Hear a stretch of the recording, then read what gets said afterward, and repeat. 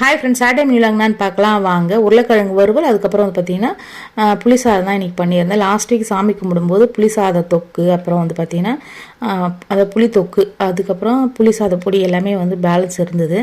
அதை வச்சு இன்றைக்கி வந்து சிம்பிளாக வந்து சமையல் பண்ணி முடித்தாச்சு.